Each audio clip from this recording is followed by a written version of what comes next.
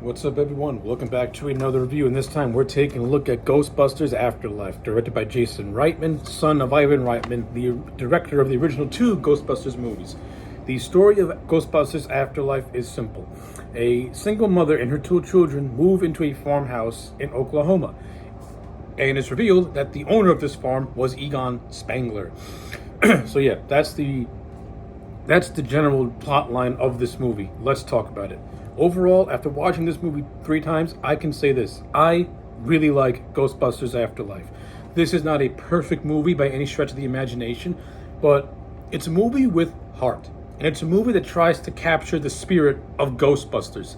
This is not the 2016 debacle, the She-Busters, which was just flat out just not good. This movie is the true third chapter and epilogue to the Ghostbusters franchise. This movie does a really good job at paying a loving tribute to what came before it, but also forging its new path with its own characters. And it doesn't use the original characters or put them down in a way. It actually treats the original Ghostbusters with some class and decency. I mean, I thought that you could have utilized the original three better than the original 3 Ghostbusters better than how they did in this movie, but but at least they were given respect. They were given reverence, and it really is a mark out moment when you see when you see Ray, Winston, and Venkman at the end. But I'll get to that when I get to that. Let's just talk about the movie as a whole. Like I said, I think Ghostbusters Afterlife is just by itself, it's just a really fun, very good. To me, this is a feel-good movie.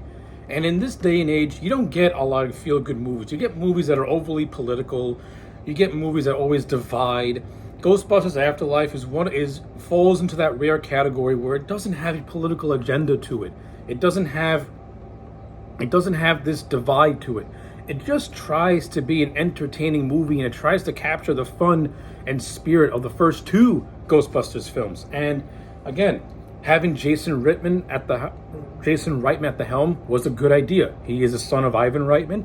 Jason Reitman has been involved with the franchise since he was a child, basically, having had a cameo in the second movie, and it's in his blood.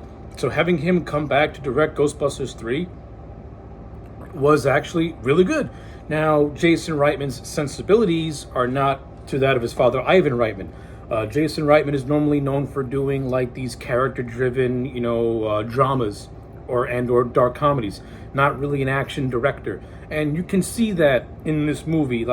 He's not really apt at directing action sequences. He's not horrible at it, but he's also doesn't have the creativity of an action director, and that's fine. That's fine. The action sequences in this movie are some of the weakest moments of it. I mean, there are some that are actually really, really good, but then there are some that are just, they're kind of unmemorable. Like the one that's actually really, really good is when Phoebe, the granddaughter of Egon, and her friend Podcast are riding in the Ecto-1 trying to chase down this ghost called Muncher, and we find out that the Ecto-1 has a gunner's seat. Like they're trying to chase Muncher all over the town and destroying everything. That's a fun sequence. That's a fun set piece. And then you have other set pieces that are pretty good, but they kind of don't. But they're not memorable. Especially when you get to the climax, which tries to replicate what happened in the first movie, but I think it overdoes it just a little. But even overdoes it a lot by adding a lot more variables to it. But it wasn't bad at the end of the day. Like, I thought the climax was actually pretty good. That's actually where the original 3 come in. But yeah, like in terms of but like I said, Jason Reitman's strongest suit is his characters, and this movie has a lot of characters, and Reitman does his best to give them all their distinct personalities and distinct relationships. Some are developed better than most, but at the same time, at least the performances are all holding up together. McKenna Grace, she's the focal point of this movie. She plays Phoebe, Egon's granddaughter. I thought McKenna Grace was actually really, really good. She doesn't come across as whiny. She doesn't come across as annoying. She's basically a female version of her grandfather. She's this overly smart kid, very nerdy, but also she's like an outsider because no one understands her. And I like that because it's like Egon. Like Egon was the same way in a way. Egon was a very strange, eccentric man who you couldn't really relate to. but he also had a likability to him. He had a sardonic sense of humor to him, and that straight lacedness. You know, McKenna Grace did a good job at pretty much portraying a female version of Egon, yet still forging her own character and making her likable. I give McKenna Grace a lot of credit. She was the focal point of this movie, and she was not cringe at all. Her friend Logan Kim, who played her friend Podcast, I thought he was actually pretty entertaining, and I like the chemistry between Phoebe and Podcast. I like how the movie subtly hints that Podcast might have a little crush on Phoebe. I like all that. It was developed really, really nicely, and they have a good on-screen chemistry together, and they're a lot of fun. Finn, the kid from Stranger Things, Finn Wolfhard, he plays Trevor, who is Phoebe's older brother. I like Finn Wolfhard as an actor. I thought he was pretty good. He doesn't really get a whole lot to do in this movie. He has a crush on a girl named Lucky. Their relationship, I think, is the weakest of the bunch. I don't think they have enough screen time or enough development for my liking.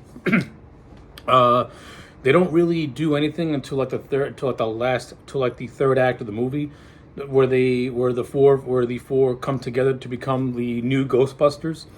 But the scenes that Lucky and Finn have peppered all throughout the movie is fine. I mean, their romance, like I said, I don't think their romance is as strong, but at least the scenes they have are decent, is what I'm trying to get at. Carrie Coon plays the mother of Phoebe and Trevor. I like Carrie Coon as an actress. I thought she was fine in this movie. I like her little story about how she does not like Egon as her father, and how they have a distant relationship. But I also like how that pays off at the end when we find out that yes, Egon did care about you. He did love you. But it's Egon. He has his own way of showing these things, and he's not going to flat out tell you these things. I like all that. I thought that was a nice little payoff. I mean, it's unfortunate that Harold Ramis didn't have a chance to participate in this film since he passed away in 2014. But that's just how fate works. But I do like how they're able to pay tribute to him by pretty much making his character the focal point of the movie. Basically, this is an Egon movie. This entire movie is about Egon. And I appreciate that for it. Like, this movie not only serves as an epilogue to Ghostbusters, it also serves as a loving tribute and epilogue to the career of Harold Ramis. And I can't appreciate this movie anymore because of that. I mean, that's it, and that's to me what makes this movie so beautiful. But I'll get to that momentarily. I want to finish talking about the cast. So yeah, I liked her little storyline, and I also like the budding romance she has with Gary Gruberson, played by Paul Rudd. You can't hate Paul Rudd in any role he's in. Paul Rudd is just too damn likable to say you hate him in a movie, and that's no exception to this. I think his character of Gary Gruberson was a lot of fun. I like how he acts as a. I like how he's the first to really interact with Phoebe due to their passion of science, and I like how he kind of sort of becomes like a little bit of a mentor to Phoebe in a way. I like the budding romance between his character and Carrie Moon's character. You know, it's like a little bit of a play on Dana and Lewis from the first movie. So I kind of dig that. I mean, I think Paul Rudd's character should have been Oscar from Ghostbusters 2. I think he could have pulled it off. You know, have some little connection with his character too, because it's established in this movie that Gruberson is a fanboy, fanboy of the Ghostbusters. I thought it would have been pretty cool. I thought it would have been pretty cool if he was like the son of Venkman and Dana. I know, that's just me. That's just my fan service of it. But for what he was in this movie, I like it. And I wouldn't mind seeing Gary Gruberson come back to continue to be a mentor to the young Ghostbusters. Especially when we get to what happens at the end credits. I think there's like a lot. This movie closes the chapter of the original Ghostbusters, yet opens up a new chapter where you can go in some pretty cool directions if they have the right creative team behind it. So yeah, in terms of the main principal cast, I thought everyone did a good job. Now, when it comes to the returning cast, just seeing Ernie Hudson, Bill Murray, and Dan Aykroyd come back as the original Ghostbusters, it was just a joy to see. I mean, my fanboyness came out. Just seeing them in costume was great, and you can see like the joy in their faces and in their eyes, that they're getting a chance to do this, and that their characters are being treated with respect. They're being treated with reverence, not being treated as jokes. They're not making fun of their ages, saying, "Oh, we're too old for this." I mean, they make a slight dig at it, but it's not done in a way that's going to make them look incompetent. I like it. And listen, I know at the end of the day, Afterlife, when it gets to the third act, it starts to recreate the first movie with Gozer, the Gargarian, and with the Gatekeeper and the Keymaster. But you know what? It's like any other third chapter of a story or a movie. It always goes back to the first, and that first villain always comes back for the third story. So I don't overly dislike it. I think that the movie set up something that could have been very interesting, but then they decided to go there. This was the first movie that actually introduced Ivor Shandor as an actual character, and you have J.K. Simmons making a cameo as Ivor Shandor, but then Gozer kind of kills him in like 12 seconds. I think it would have been cool if Shandor and Gozer kind of teamed up, and then you needed the new Ghostbusters and the old Ghostbusters to take on this new threat, this new combined threat. But it didn't go in that direction, and I overall think J.K. Simmons was wasted in the role. I do like the scene of Phoebe contacting Ray, and we get a little bit of a backstory as to what happened in 32 years between 2 and 3. I thought that was a very nice emotional scene. Of course, the third act is extremely emotional. It's like just when we think all hope is lost, and the new Ghostbusters and the OG Ghostbusters can't take on this new threat, and then Phoebe has to do it. Is like trying to hold her off on her own, and then we get the spirit of Egon, helping to guide his granddaughter into defeating Gozer, and then we have this beautiful just send off for this character where he makes peace with his family, he makes peace with his friends, and it's so brilliantly done, so beautifully done. If you don't get a tear in your eye as a Ghostbusters fan watching that epilogue, I don't know what to tell you. Like, I really don't know what to tell you at all. It's a beautiful send-off to Harold Ramis. Like I said, it's a very, very beautiful send-off to Harold Ramis. You can't go wrong. Like, you really, really can't go wrong. Oh, man. I just want to touch on a few more things before I wrap this review up. So, yeah, like I said, the overall movie, I think, is really, really good. Pays beautiful tribute to what came before it. Plays an awesome tribute to Harold Ramis.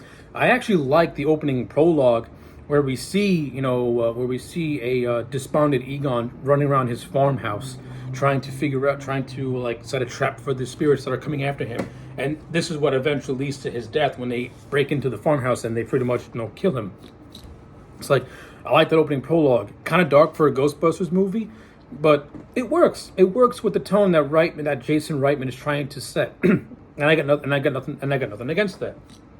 I like how they included Annie Potts in this movie as pretty much somebody who was with Egon, taking care of the house. That was pretty cool. I like the end credits where we find out that Winston became a very successful entrepreneur, but he's still a Ghostbusters at heart. And then he takes the Ecto-1 with him with the intent to rebuild the Ghostbusters into its own corporation. I like all that. I like the idea of the original Ghostbusters being a Nick Fury type of force behind the new Ghostbusters. That can lead into pretty cool directions. And you can have Gary Gruberson pretty much be somebody who keeps, the OG Ghostbusters are like the home office, and you can have Gary Gruberson be like the field office in a way, being like a mentor to these kids in a way. I thought that it could work if you do it in that direction. I like it. I like how this movie closes the chapter, yet starts a new one, but still leaves it open for the OGs to come back in a mentor type capacity. I'm okay with that. I would love that. As fans, that's what we want to begin with. We don't want to see. We want to see the OG Ghostbusters be paid respect and be mentors to a new generation. We're okay with that as long as you respect them. That's what matters the most. Respect what came before. Speaking of which, I love the mid-credit scene with Venkman and Dana. Bill Murray and Sigourney Weaver still have that chemistry with one another. And I can see Venkman and Sigourney Weaver act off one another all day long. I love their chemistry. They're one of my favorite movie couples is Dana and Peter, because they're so opposite, yet they just gel so well. And even, and even though Murray and Sigourney Weaver, they're not, in their youthful years, they still have on-screen presence, and they still get that chemistry, that chemistry that you just love to see. I love it. And I love how they do like a little bit of a play on the first Ghostbusters movie where Venkman was using the shock therapy and now Dana's using it on him. I love all that stuff. It's great. Beautifully done. It's like this movie got criticized for doing fan service, but I forgot to mention it did fan service in a good way. It didn't do fan service where it shoved it down your throat. It did fan service where it paid tribute and did a little bit of a twist with it in a way. I love it. I liked it. I thought it handled it really, really well. And like I said, is Afterlife a perfect movie? No, it's not. Like the first act is pretty good. The second act is where it drags on, way too long. But the third act, despite the climax not being on the same par as the original, it's still a lot of fun and it's still great to see. And I also really like the little marshmallow man attacking Paul Rudd in Walmart. That's hilarious. So yeah. This review went on longer than intended, but I just had a lot to say about Ghostbusters Afterlife. I really enjoyed this movie. I like it a lot. This is the true Ghostbusters 3, given the circumstances surrounding its pre-release. It had to work around the death of Harold Ramis, which was unfortunate, and it also had to do a make-good with that garbage from 2016. Ghostbusters Afterlife is a fitting tribute to the Ghostbusters franchise and a fresh start for something different, for something new, and for a new generation, yet also maintaining the legacy of what came before it and treating it with respect. That's what this movie gets the most credit for. It treats the franchise with the respect that it deserves. So yeah, with all that being said and done, I'm going to give Ghostbusters Afterlife a solid 8 out of 10. Let me know your thoughts in the comment sections down below. Like the video and subscribe, and I'll check you back next time for more.